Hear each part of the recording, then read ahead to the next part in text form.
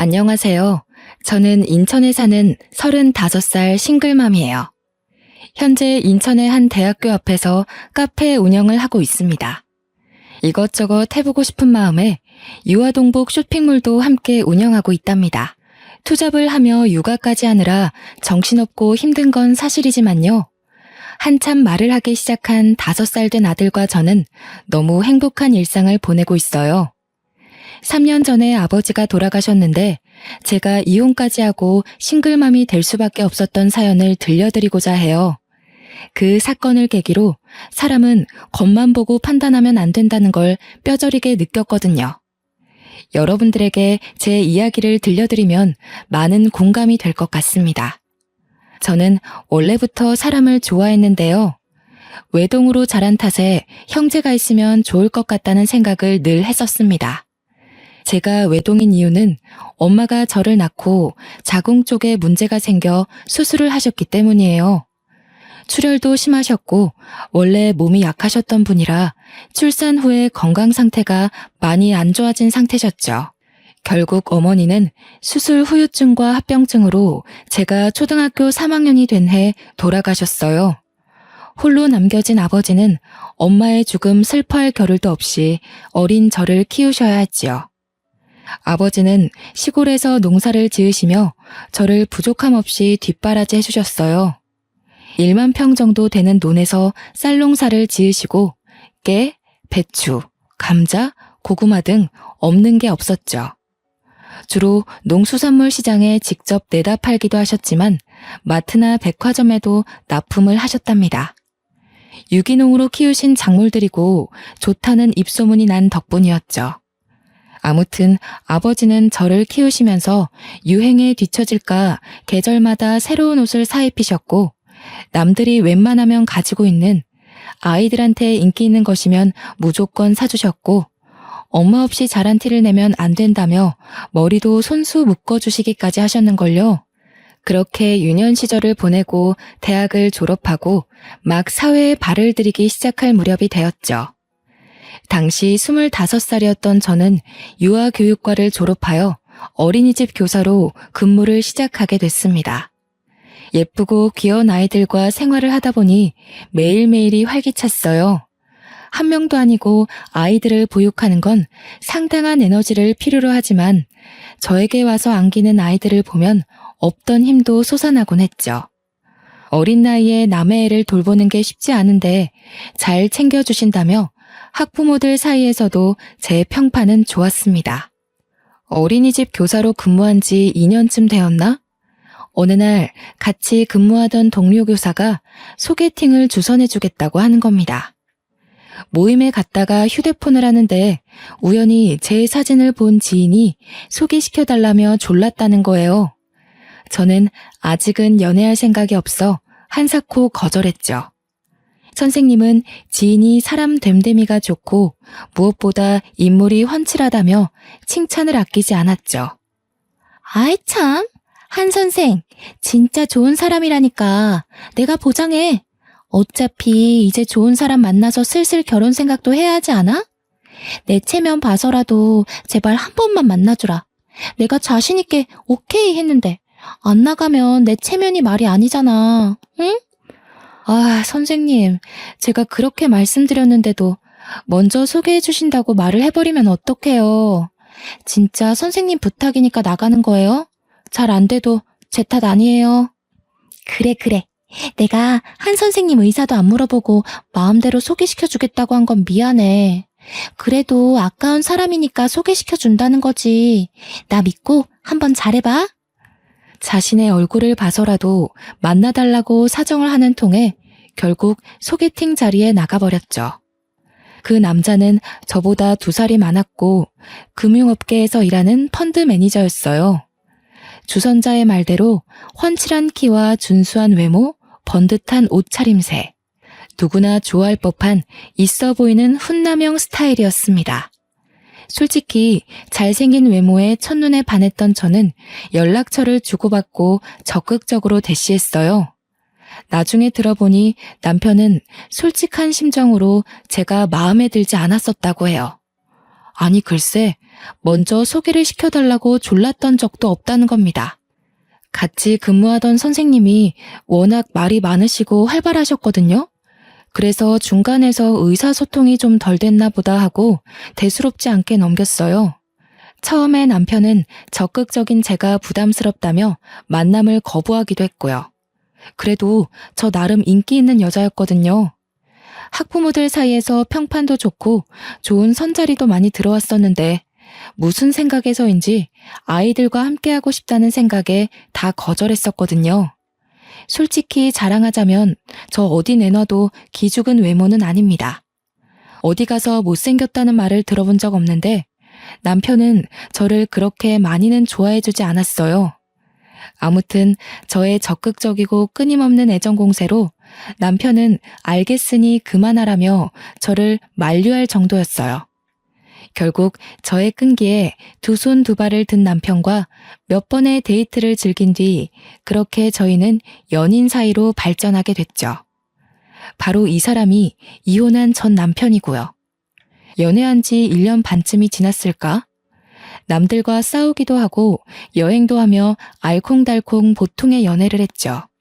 둘 다 결혼 정년기이기도 했고 마음도 잘 맞는 것 같아서 결혼을 약속했습니다. 긴장된 마음으로 예비 시댁으로 인사를 가게 되었습니다. 예비 시어머니가 저를 반갑게 맞아주셨죠. 아이고, 우리 아들 왔어? 아가씨 잘 왔어요. 오는데 불편함은 없었죠? 수혁이가 무뚝뚝한 구석이 있어서 데리고 살아줄 여자가 있을까 했는데 아가씨가 짠 하고 나타났네요. 안녕하세요. 처음 뵙겠습니다. 수혁 씨랑 만나고 있는 한지영이라고 합니다. 저를 살뜰히 맞아준 시어머니를 보고 참 좋으신 분이구나 하고 생각했습니다. 하지만 그건 저의 큰 오산이었어요. 저녁 식사를 마치고 차를 한잔하는데 회사에서 걸려온 업무 연락으로 예비 남편이 잠시 자리를 비우게 되었죠. 그러더니 시어머니의 표정이 갑자기 돌변하는 게 아니겠어요? 그래, 직업이 어린이집 교사라고? 월급은 얼마나 받니? 결혼하면 일을 그만두고 내조에 전념해야 하는 건 알지? 그게 아내 된 도리지. 남편을 하늘같이 모시고 살아야 된다고. 내 귀한 아들 데려가니 그 정도는 해야 하지 않겠어? 네? 죄송하지만 어머님, 일을 그만둘 생각이 없는데요. 저는 제가 하고 있는 이 일이 좋고요. 만족하며 다니고 있는 직장이에요. 결국 그 말은 내 말을 거역하겠다는 거니? 이 버르장머리 없는 년. CM이 될 사람이 이렇게 해라 하면 고분고분하게 네 해야지. 어디서 못 배워먹은 티를 내는 거니?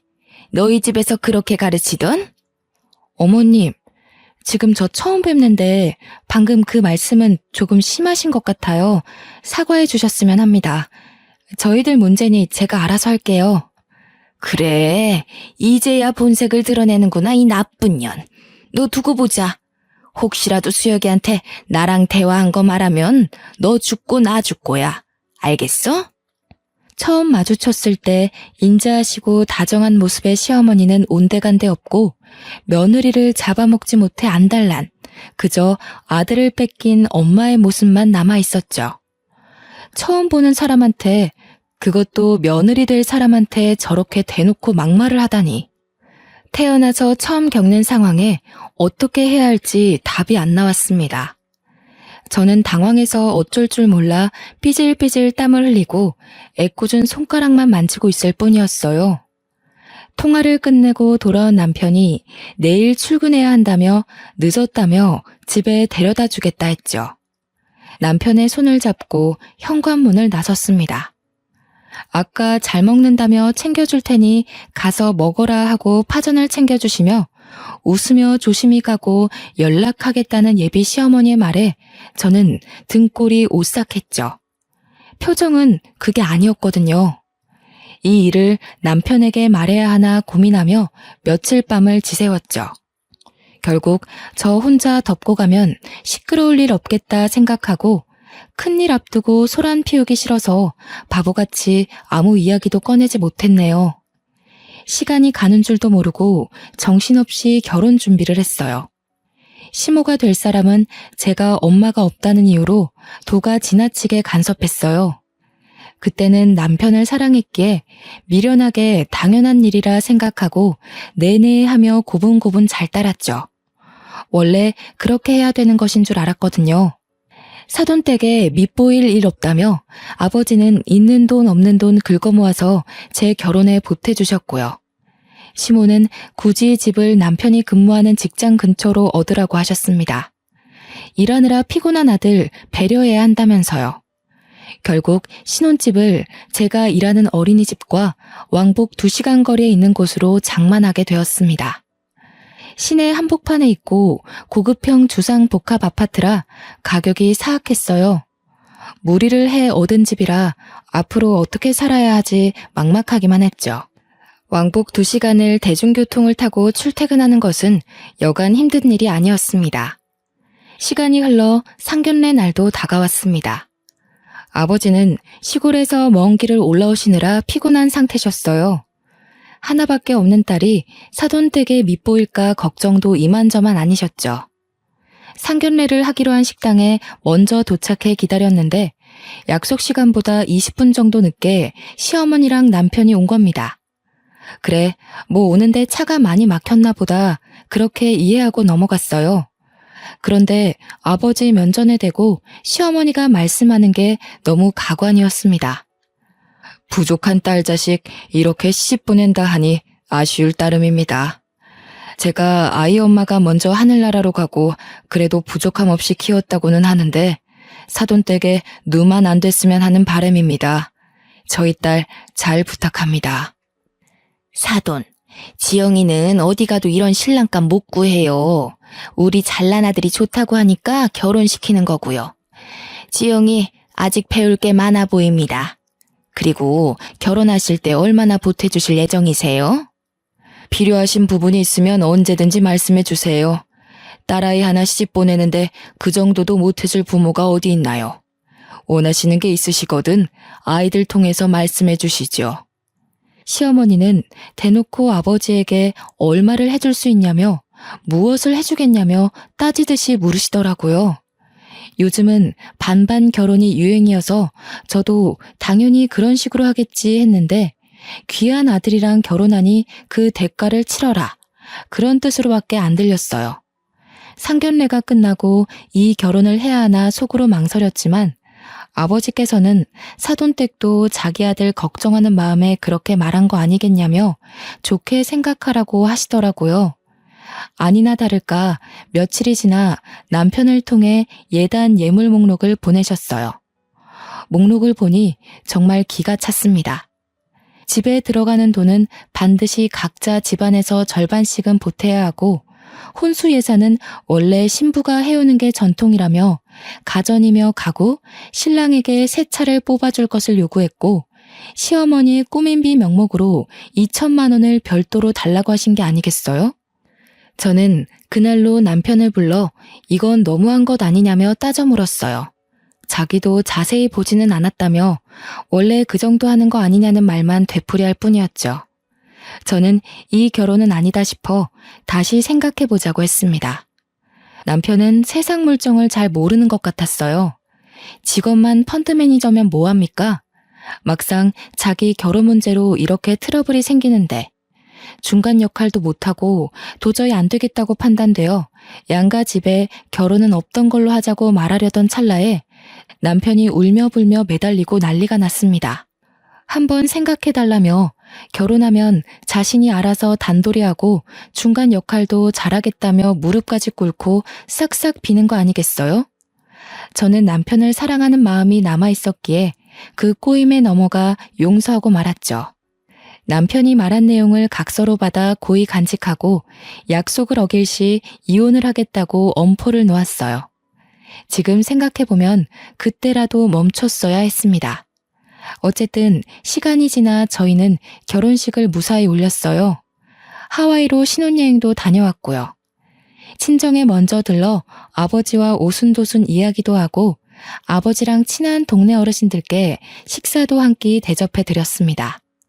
피곤함에 하룻잠을 자고 다음날 시댁에 갔는데 시어머니가 처음처럼 살뜰하게 반겨주는 게 아니겠어요? 이제 며느리가 됐으니 잘해주시려나 보다 하고 생각했죠. 남편은 피곤하다며 저녁을 먹고 먼저 샤워를 하겠다고 욕실에 들어갔는데 아니나 다를까 시어머니가 저에게 이리 와보라며 안방에 들어가서 이야기 좀 하자네요. 예, 너는 도대체 어디서 배워먹지도 못한 티를 내는 거니? 신혼여행을 다녀왔으면 당연히 시댁에 먼저 와서 인사를 하는 게 도리 아니니? 그리고 선물이 고작 이 가방 하나야? 너는 도대체 날 뭘로 보고 이딴 취급을 하니? 시어머니 가방요? 제일 유명한 명품 브랜드에서 거금을 주고 산 한정판이에요. 축의금 신혼여행에 보태쓰라며 주신 용돈을 탈탈 털어 제일 먼저 산 게 그 가방입니다. 1,000만 원이 넘는 거금을 들여 장만해 드렸는데 좋아하시긴커녕 면박을 주시더라고요. 죄송해요. 지금 아버지도 혼자 계시고 적절하실 테니 수혁 씨가 먼저 찾아뵙자고 했어요. 어머님께는 잘 말씀드렸다길래 그런 줄 알았어요. 그리고 어머님, 저희가 그래도 고심하면서 고른 가방이에요. 한정판이라서 어렵게 구했어요. 어머님이랑 잘 어울리실 것 같아서요. 이깟 가방이 뭐라고. 암만 수혁이가 미리 말했어도 그렇지. 다 거절하고 시댁에 먼저 와서 한복 입고 절하고 그래야 하는 거야. 이래서 가정교육이 참 중요한 건데 어디 가서 엄마 없는 티 내고 다니지 말렴. 그나저나 너 일은 그만뒀니? 아직 다니고 있어요. 당장 그만두기는 뭐해서 올해까지만 다니기로 했어요. 인수인계 문제도 있고요. 뭐? 내가 결혼 전에 그렇게 말했잖니? 벌써부터 우리 수혁이 굶기려고 작정했니? 넌 이 시애미 말이 말 같지도 않아. 벌써부터 내 말을 무시해? 어머님, 그게 아니라요. 솔직히 저도 일을 조금 더 하고 싶은 욕심도 있기도 하고요. 아직 어린이집에서 사람을 못 구했어요. 이해해 주시면 안 될까요? 결국엔 이 시애미 말을 무시하고 네 고집대로 하겠다는 거구나. 이 건방진년 아주 못해 처먹었구나. 죽은 네 애미가 이렇게 가르치던? 아니면 혼자 사는 네 애비가 시애미 말 무시하며 살라고 가르치던? 저는 돌아가신 엄마로 모자라서 아버지까지 욕보이며 막말을 하시는 시어머니를 보며 울컥했지만 결혼한 지 일주일도 안 되었는데 집안에 큰 소리가 나면 안 된다 생각해서 그저 고개를 푹 숙이고 화를 삭힐 뿐이었죠. 왜 이때 대들지 못했나 후회만 가득하네요. 남편이 씻고 나오자 이상한 분위기를 감지했는지 시어머니에게 왜 그러냐고 묻더라고요. 시어머니는 저를 걱정하는 표정으로 바꾸더니 신혼여행 다녀와서 애가 피곤한 것 같다고 데리고 들어가서 쉬라고 이야기하시는 겁니다. 그런 시어머니의 이중적인 모습에 겁도 났고 소름이 돋았죠. 그렇게 신혼을 즐길 새도 없이 우리에겐 아이가 찾아왔어요. 임신 후 컨디션이 많이 좋지 않은 탓에 결국 일하기로 한 기간을 다 채우지 못하고 퇴사를 하게 됐죠. 일을 그만두고 집에서 살림하면서 퇴근하는 남편을 열심히 내조했어요. 하지만 저도 임신을 해서 그런가 감정 기복도 심하고 허리와 다리가 너무 아팠거든요.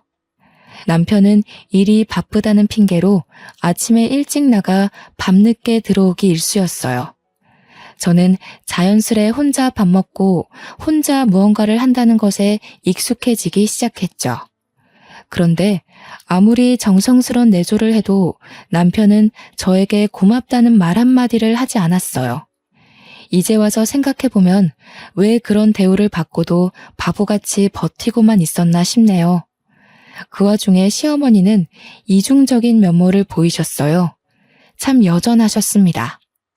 남편 앞에서는 임신한 며느리를 살뜰하게 챙겨주는 착한 시어머니 코스프레를 하더라고요. 아들 앞에서 휙휙 돌변하는 시모의 모습에 기가 차서 할 말을 잃었습니다. 자리에 남편이 없는 걸 확인하고는 잔소리와 설교는 물론 폭언까지 서슴지 않고 내뱉으셨죠.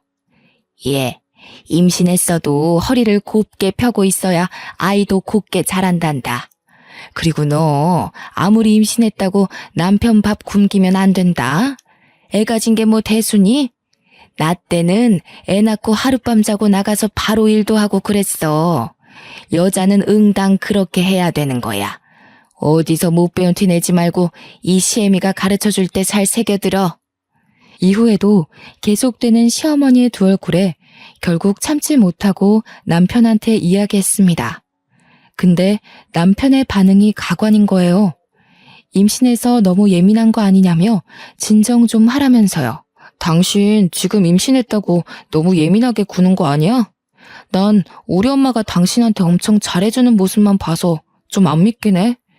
그리고 이중적인 모습이라니 단어가 좀 그렇다. 그래도 시어머니인데 당신이 좀 이해하고 받아줄 수는 없어? 좋은 게 좋은 거라고 하잖아. 설마 엄마가 안 좋은 뜻으로 그런 말 할 사람도 아니고. 당신이 좀 예민한 것 같아. 당신은 내가 힘들다고 말하면 한 번쯤은 얼마나 힘들었냐고, 많이 힘들었냐고 위로해 줄 수는 없어? 진짜 너무하다. 다른 사람도 아니고 당신 와이프가 이렇게 힘들다는데 내 말에 공감 하나 안 해주잖아. 역시 남의 편이라더니 그 말이 딱 맞네. 조금만 참으라는 말이 그렇게 어렵냐? 엄마가 악의적으로 너한테 뭔가를 했다면 벌써 소란이 나도 났겠지. 어른이 노파심에 그러는데 너가 좀 이해해라. 가만 보니 임신해서 그런가 왜 이렇게 사람이 신경질적이야? 뭐? 말 다 했어? 나 임신하고 하루라도 다리 뻗고 깊게 잠든 적 없어. 당신이야말로 나한테 관심 좀 가져. 그래도 제 딴에는 어머니 말씀처럼 남편 내조 잘해주려고 매 끼니 밥도 해먹이고 최대한 피로감을 풀어주려고 퇴근 후에 뭐 사달라고 따로 부탁하는 것도 없었거든요. 근데 저더러 참으라고만 하니 너무 기가 찼습니다. 막달이 다가올수록 둥그렇게 불러온 배를 부여잡고 일하는 게 쉽지 않았어요. 제가 낑낑대는 모습을 보이니 남편은 몸 생각부터 하라고 이제 식사 준비 안 해줘도 괜찮다고 하더라고요. 몸이 무겁고 움직이기도 벅찬 탓에 밥을 차려주지 못했지만 남편도 알아서 잘해 먹으니 걱정은 없었습니다. 며칠 뒤 어김없이 시어머니가 전화를 했습니다. 너 어제도 수혁이 밥 안 차려줬다며? 걔가 착해서 그렇지. 너 왜 우리 아들 굶기니? 안 그러기로 나랑 약속까지 했잖아. 내가 애초에 너 같은 애를 집안에 들이는 게 아니었어. 서로 좋다고 하니까 마지못해 결혼시켰지. 에휴, 며느리 복이 이렇게 없어서야. 남편에게 말해봤자 저만 이상한 여자가 될 것 같아서 속에 꾹 담아두었어요. 제가 이러려고 남편과 결혼했나 싶을 정도로 한심하다는 생각도 들더군요. 아이가 태어나고 밤낮이 바뀌어가며 육아를 하는데 너무 힘들고 지치더라고요. 배고파서 우는 건지 어디가 불편해서 우는 건지 알 길이 없었어요. 아이는 저를 찾아 자주 보챘고 도저히 안 되겠어서 아이를 안고 저도 같이 몇 번 울었습니다. 한 번은 남편에게 아이를 잠시 봐주면 금방 씻고 오겠다고 했어요. 씻고 나오니 남편은 정말 아이를 쳐다만 보고 있는 겁니다. 아이가 100일이 지날 때까지 기저귀 한 번 안 갈아본 사람이에요. 아이를 낳고 조리원에서 수유하느랴 몸조리하느랴 정신없는데 남편은 편한 침대에 누워만 있고 제가 무얼하던 신경 안 쓰고 잠만 잘 자는 사람이었어요. 그렇게 점점 남편에 대한 기대감조차 없어져 갔죠. 어느 날 저는 청천벽력 같은 소식을 듣게 됐습니다. 아버지 옆집에 사는 친하게 지내시던 김씨 아저씨가 저에게 전화를 하신 거예요. 어이, 지용이 잘 있는가? 지금 좀에 심각해서 내가 전화를 했구먼. 한씨가 자전거 타고 오다가 그만 트럭이랑 교통사고가 나불었어. 내가 연락을 받아서 급하게 병원에 데리고 왔구먼. 조금 상황이 심각하니까 어서 와야 쓰겄어. 아버지가 이웃집에 농사를 도와주고 집으로 오시는 길에 교통사고를 당하셔서 병원으로 이송했는데 생각보다 많이 위독하시다는 겁니다. 아저씨와 전화를 끊은 뒤 남편에게 연락해 아이를 맡기고 저 혼자 병원을 가보려고 했습니다. 여보, 어떡해? 아빠가 교통사고가 크게 나셨나 봐. 지금 병원에서 응급처치 중인데 아저씨 말로는 상태가 많이 위독하시대. 근데 나 애 혼자 두고 병원 못 가겠어. 그러니까 여보가 와서 잠깐만 애 봐주면 금방 갔다 올게. 뭐? 그런데 어쩌지? 나 지금 중요한 회의 중이거든. 조금 있다가 다시 전화할게. 뭐? 회의? 우리 아빠가 지금 돌아가시게 생겼는데 당신은 그딴 회의가 중요해? 막말로 당신 어머니가 다쳐도 이런 식으로 모른 척 할 거니? 아니잖아. 당신 장인어른이야. 회의고 뭐고 당장 집으로 와. 뭐래? 내가 중요한 회의라고 말했지. 잘못하면 몇 억이 순식간에 날아가는데 네가 좀 이해해주면 안 되냐? 바쁘니까 좀 끊어. 세상에, 정말 기가 막히지 않나요? 저런 사위가 또 어디 있을까요? 장인어른이 당장 돌아가시게 생겼는데 회의해야 한다며 끊으라는 저 태도. 기가 막히고 화가 났지만 우선 아버지를 뵈야 했기에 6개월 된 아이를 들쳐매고 힘겹게 아버지가 계신 병원으로 달려갔어요. 택시를 타고 어렵사리 병원에 도착한 저는 응급실에 누워 계신 아버지를 보고 오열하고 말았습니다. 아버지는 산소호흡기를 단 채 힘들게 숨을 쉬며 누워 계셨고 무지 고통스러워 보이셨어요. 출혈이 심한 탓에 온몸에는 붕대를 감고 계셨고 소독약이 코를 찌를 정도였죠. 한기태 씨 보호자 되십니까? 현재 몸 내부 출혈이 너무 심합니다. 의식도 없는 상태고요. 기계로 호흡만 얕게 하고 계시는 상태라 오늘 내일이 고비가 될 것 같습니다. 마음의 준비를 하고 계셔야 할 것 같습니다. 그 말을 듣는데 하늘이 무너지는 것만 같았습니다. 6개월이 된 아이 옆에서 눈물만 뚝뚝 흘리며 아버지를 살폈어요. 그런데 다음날 아침 아버지가 기적적으로 의식을 되찾으시며 힘겹게 손가락을 움직이셨어요. 힘겹게 눈을 떠서 저와 아이를 보고는 아빠가 정말 미안해 이 말 한마디만 남긴 채 그대로 눈을 감으셨습니다. 순식간에 호흡이 정지된 아버지의 손을 잡으며 세상이 떠나가라 오열했어요. 옆에 서 있던 아저씨도 저를 토닥여 주시며 함께 눈물을 흘려주셨습니다. 여보, 아빠 조금 전에 돌아가셨어. 당신이 여기로 와줘야 할 것 같아. 정말 미안한데 나 급하게 출장을 가야 해. 이번 투자건이 정말 중요하거든. 외국 바이어들과 미팅도 해야 하고. 그래서 일본으로 일주일 정도 갔다 와야 할 것 같아. 미안하지만 장인어른 장례식엔 참석 못할 것 같은데. 뭐? 그게 무슨... 내 말 제대로 들은 거 맞아? 당신 장인어른이 돌아가셨다고. 그런데 어떻게 사위가 안 와? 아니, 지금 눈앞에 있는 이 투자권 놓치면 나한테 얼마나 손해인지 알긴 알아? 막말로 장인어른이야 이미 돌아가셨으니 내가 나중에 따로 찾아뵈면 되는 거 아니야? 산 사람은 살아야지. 왜 그렇게 융통성이 없어? 당신 정말 1억이야? 어머니가 돌아가셔서 내가 장례식에 안 가면 당신한테 내가 똑같이 말하면 기분 좋겠어? 뭐? 여기서 갑자기 산 사람을 중내만에 그 이야기가 왜 나와? 우리 엄마랑 장인어른이랑 같아? 아무튼 나 지금 당장 출장 갈 준비해야 돼. 바빠 끊어. 중요한 거라니까 이 사람이 자꾸. 진작 이혼을 하지 않고 살던 것이 정말 후회가 됩니다. 장인어른이 돌아가셨는데 아무리 그래도 그렇지 그놈의 출장이 대수인가요? 저는 남편과는 더 이상 같이 결혼 생활을 유지할 이유가 없다고 생각했어요. 장례식이 끝나면 곧바로 이혼을 해야겠다고 결심했죠. 그 와중에 시댁에선 장례식장과 거리가 멀다고 사람 한 명 안 오고 고작 조의금 30만 원을 보내온 게 전부였습니다. 남편에게 몇 번 더 연락은 했지만 정말로 출장을 가버린 건지 끝끝내 받질 않더군요. 아버지를 황망히 보내드리고 오는 아이 달래느라 정신없이 장례식장에 앉아있는데 한기택시 따님 되냐며 어떤 사람이 찾아오는 게 아니겠어요? 안녕하세요.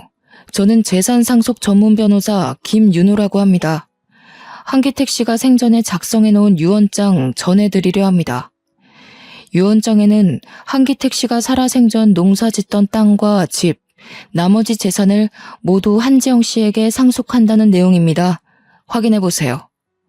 사실 집터와 농사짓던 땅이 가치가 있는 땅처럼은 보이지 않아서 애초에 상속 생각 안 하고 있었거든요. 별 기대를 안 했는데 그곳이 재개발 구역으로 선정되면서 땅값이 폭등했다는 거예요. 대충 계산해보니 15억 정도 되는 거금이었고요. 저는 장례식을 치른 후 은행, 서류 등 정리를 하고 집으로 올라왔죠. 차근차근 이혼 준비를 시작했습니다. 아버지가 살던 집과 땅은 모두 처분했어요. 상속세를 제외하고 정확하게 11억 7천만 원 정도 금액이더라고요. 남편은 제가 상속받는 사실을 모르는지 발인이 끝나고도 얼굴을 비추지 않았습니다. 그리고 남편이 돌아오기 전에 제 짐은 전부 싸서 새로운 보금자리에 모두 보내놓았죠. 그렇게 짐 정리가 얼추 끝났을 때 뻔뻔한 남편이 캐리어를 끌고 나타났습니다. 얼굴을 마주하고도 한마디 말을 걸지 않았더니 실실 웃으면서 자기가 미안했다며 이제부터 잘할게 한마디 말하고는 쏙 지방으로 들어가더라고요. 심지어 우리 아빠 장례식이 어땠는지, 발인은 어디에 했는지 묻지도 않았습니다. 남편 모르게 이혼 전문 변호사를 선임해 이혼 소송을 위한 준비를 맞춰가고 있었습니다. 저 솔직한 심정으로요. 이제 와서 하는 말이지만 그때 남편이 혼자 고생시켜서 미안하다고 한마디만 했어도 이혼을 다시 생각해봤을 거예요. 아이를 생각해서라도 용서하고 살았을 거란 말입니다. 하지만 이미 사위로서의 도리를 저버렸고 우리 아이에게 아빠로서 의무도 다하지 않았기에 이혼 생각은 변함이 없었습니다.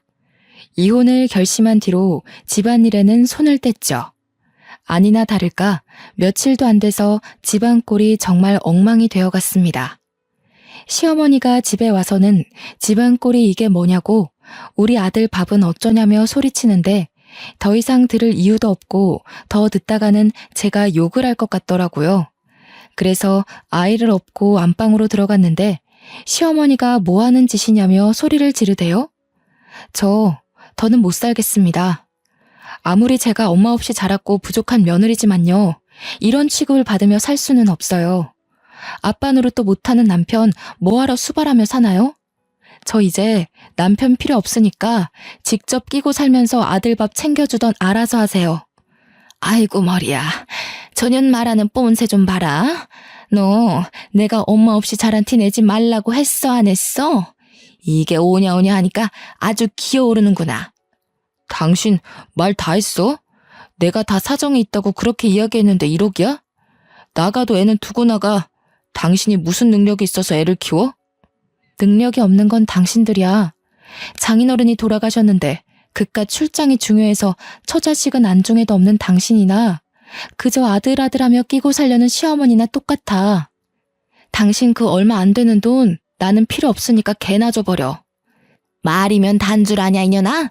가진 것도 없는 것 거둬줬더니 배은망덕하게. 네가 돈이 많으면 얼마나 많다고 그 난리야. 애비가 죽고 남겨준 유산이라도 있다던? 시엠이랑 남편 두고 집 나가면 잘 살 것 같니? 이 시건방진년. 말 다 하셨어요? 못 배운 티 내는 건 어머님이세요. 네, 저 유산 상속 받았어요. 아빠가 돌아가시면서 남겨주신 재산이 있더라고요. 저랑 지호 둘 다 평생 놀고 먹고 살 수 있는 돈이니까 신경 끄세요. 시어머니와 남편을 무시하고 집을 나서려던 그 순간 제 머리가 뒤로 획 젖혀지는 게 아니겠어요? 시어머니가 뒤에서 제 머리채를 잡았기 때문이었죠. 너 이대로 나가면 우리 아들 이혼남만 되잖아. 네 따위가 귀한 아들 혼사길 망쳐놓으려고 작정을 했구나. 아줌마, 한 번만 더 내 몸에 손대기만 해봐. 절대 가만 안 있을 줄 알아. 당신도 폭행죄로 고소해서 깜빵에 쳐넣어줄 테니까. 어디 한 번 더 해봐. 그리고 당신 아들이 이혼남 되는 게 나랑 무슨 상관인데? 나 이제 당신 며느리 안 할 거야. 아직도 내 말 못 알아먹어? 역시 머리에 든 게 없으니까 이해도 느리지? 아, 당신 어쩌냐? 너네 엄마 머리 회전 느려진 거 보니까 곧 요양병원에 모셔야겠다. 숨도 쉬지 않고 속에서 하고 싶었던 말을 내뱉어 버렸습니다. 그리고 시어머니와 남편을 있는 힘껏 밀치고 제 집으로 건너왔습니다. 며칠 뒤 남편은 저에게 끊임없이 연락을 해왔습니다. 유산 상속받은 걸 왜 이야기 안 했냐며 혼자 잘 먹고 잘 살 생각이냐며 소리치길래 아직 정신을 덜 차렸나 보다 하고 생각했죠. 제가 갖고 있는 재산 때문인 건지 남편은 갑자기 다시 한번 생각해보자는 말을 하더라고요. 저도 당장 이혼 소송을 하고 갈라설 수 있었거든요. 근데 이대로 끝내면 아쉬울 것 같아 한 방 먹여줘야겠다 생각했어요. 남편은 아니나 다를까 제가 상속받은 재산이 목적이었죠. 속에서 열불이나 당장이라도 얼굴을 죄다 쥐어 뜯어버리고 싶은 심정이었어요. 남편은 그동안 자기가 미안했다며 다시 화해하고 잘 살아보자고 웃으며 이야기하는 겁니다. 다 같이 잘 살아보자는 의미로 투자권을 제시하겠다는 이상한 말을 하면서요. 저는 일단 알겠다고 하고 일부러 화해하는 척을 했죠. 사실 회사에서 추진하고 있는 새로운 투자건이 있는데 여기가 대박이거든? 자기가 여윳돈이 있으면 내가 추천하는 종목에 투자를 해주면 안 될까? 나 믿고 투자하면 몇 배로 불려줄게. 5억만 있으면 돼. 나 투자해본 경험도 없고 그런 거 함부로 할 생각 없어. 뭘 믿고 거기에 내 돈을 투자해야 해? 그것도 5억을? 그 돈이 땅 파면 나오니? 지영아, 나 한 번만 믿어줘. 내가 그동안 너한테 못할 짓 많이 했지만 이건 확실하다니까? 이번 일 성공하면 우리 돈방석에 앉는 거야. 돈 걱정 없이 살 수 있다고. 저는 마지못해 알겠다고 말을 했더니 다음날 잘 타던 차를 1억 넘는 외제차로 바꾸는 겁니다. 5억을 투자하면 자신이 상당 부분 커미션을 받기로 한 건지 투자 계약서는 아직 쓰지도 않았는데 두 부녀는 김칫국을 원샷 때려버린 거죠. 심지어 지엄마한테 명품백까지 사주고 멀쩡하게 굴러가던 가전제품을 전부 새로 바꾸고 다니더군요. 눈치채셨겠지만 투자한다고 말만 했지 실제로 돈을 주지도 않았을 뿐더러 끝내버릴 생각이었어요. 투자금을 주기로 약속한 날이 다가올수록 저는 이를 갈고 있을 뿐이었죠. 그 와중에도 시어머니는 아들 카드를 신명나게 긁으며 명품관에 돈을 뿌리고 다니더라고요. 그렇게 보름 정도의 시간이 흐른 뒤 저는 돈봉투 대신 이혼 서류가 담긴 봉투를 던졌어요. 돈봉투가 아닌 이혼 서류가 담긴 봉투를 보자 이게 뭐냐며 노발대발하는 겁니다. 저는 차분히 마음을 다잡고 이야기했죠. 그동안 곰곰이 생각해봤는데 당신과 나는 여기까지야. 이혼 서류에 도장을 찍던 사인을 하던 알아서 하고 거기에 적힌 주소로 다음 주까지 보내. 뭐? 이혼 서류? 당신 이게 지금 뭐 하는 짓이야? 설마 지금까지 날 갖고 논 거야? 나한테 투자금 주기로 했잖아. 지금 장난하는 거지? 저기요. 투자금이고 뭐고 다 필요 없고 나는 모르는 일이야. 이제 서로 볼 일 없는 사이 아닌가? 위자료로 거하게 물고 싶지 않으면 닥치고 도장이나 찍어. 버틸 수 있으면 버텨보던지. 오래 못 갈 것 같지만. 아니, 이게 도대체 무슨 소리니? 투자를 못하겠다니. 너 왜 말을 바꾸는 거야? 둘이 다시 잘해보기로 한 거 아니야? 그리고 투자해주기로 했으면 마땅히 해야지. 이제 와서 발을 빼?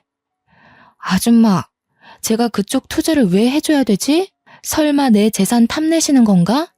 그렇게 원하시면 조의금으로 보내셨던 돈 30만 원 돌려드릴게요. 그거 말고 저한테 한 푼이라도 쓰신 적 있어요? 없죠? 그럼 아줌마도 잔말 말고 제 인생에서 꺼져주세요 좀. 이게 이제 돈 좀 생겼다고 시애미까지 잡아먹으려고 작정을 했구나. 그래, 너 돈 좀 생겼다기에 어떻게 구슬려서 등골 좀 빼먹으려고 했다. 그게 왜? 잘난 내 아들 데려갔으면 그 정도는 각오했어야 하는 거 아니니?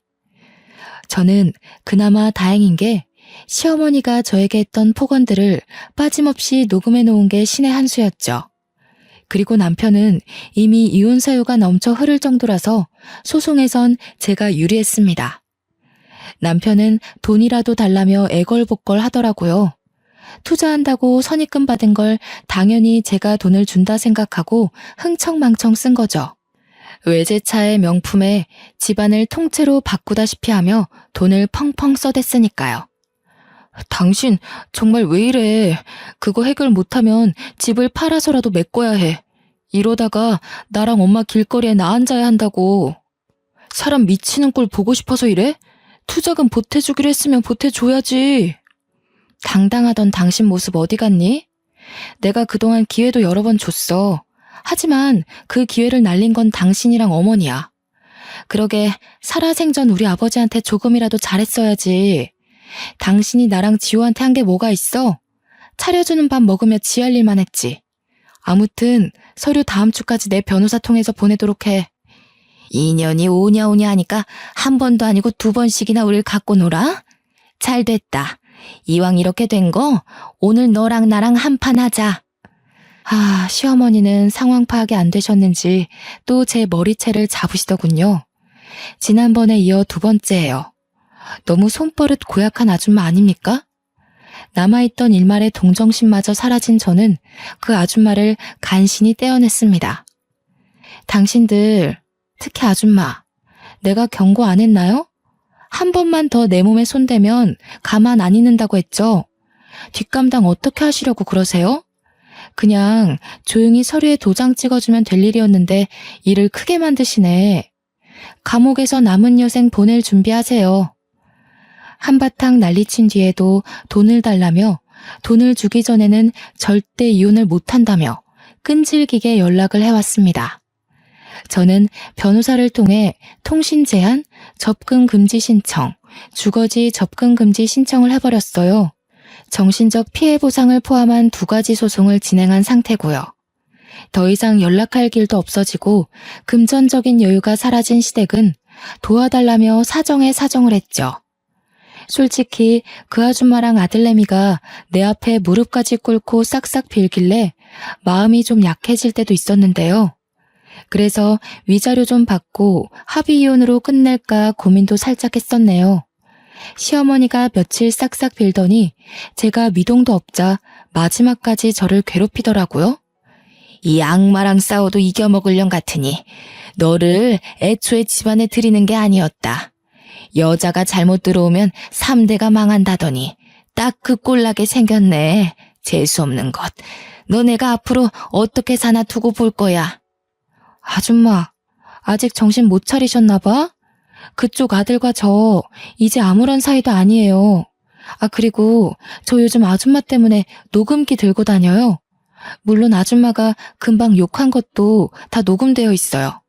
심심한데 경찰서 한번 갈래요? 완강한 태도로 대하니 더 이상 말은 않더라고요. 결국 저는 봐주는 것은 뒤로 하고 그대로 소송을 진행하기로 했습니다. 당연히 제가 모은 증거들이 도움이 되어 저는 승소했죠. 시댁은 저에게 위자료 5천만 원과 정신적 피해 보상금까지 더해 총 7,800만 원을 배상하라는 판결을 받았고요. 돈이 없던 그들은 어떻게 7,800만 원을 주냐며 생떼를 부렸지만 집이든 차든 명품백이던 갖고 있는 거 전부 팔면 되겠네요 한마디 해주고 나왔어요. 정확히 2달 뒤 7,800만 원을 배상받았고요. 그 뒤로 어찌 되었는지 알 수는 없지만 변호사를 통해 들은 바로는 전 남편은 시댁 집까지 팔아서 위자료를 겨우 메꿨다고 하더라고요. 그리고 투자권 유치에 실패한 남편은 책임을 물어 회사에서 잘리고 일용직까지 전전하며 구직 활동을 이어오고 있다고 전해 들었네요. 그렇게 2년이 지난 지금은 재택근무로 유아동복 쇼핑몰을 운영하고 있어요. 처음에는 한 달에 100만 원도 수익을 내지 못했거든요.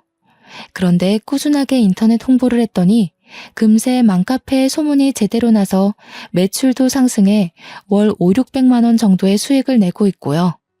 또 이대로 만족하지 않고 남는 시간을 활용해 카페를 차렸어요. 투잡으로 일하니 월마다 제가 가져가는 수익은 어마무시했습니다. 물론 아빠가 제게 남겨주신 재산이 아니었다면 힘들었을 거예요. 시간이 흐르고 카페도 어느 정도 적응을 하니 벌써 이혼을 하고 싱글맘이 된 지 5년 차가 되었네요.